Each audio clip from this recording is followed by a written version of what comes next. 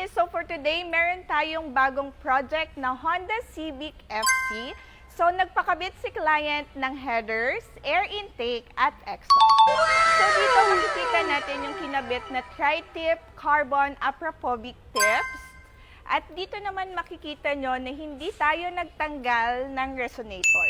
Ito ay para sa back pressure ng kanyang sasakyan. So dito naman makikita natin na nagtanggal tayo ng catalytic converter at pinalitan natin ng flexible pipe. Ito ay para mabawasan ang vibration ng kanyang sasakyan, maibawasan yung delay, at matipid sa gasolina. So paano nga ba siya tumitipid sa gasolina? Dahil onting apak mo lang, aandar na agad ang sasakyan mo. Volume up, homies! Sound check tayo.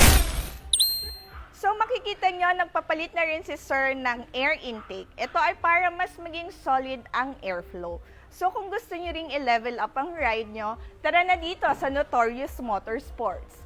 Build your dream, drive Notorious. Kita-kits mga homies!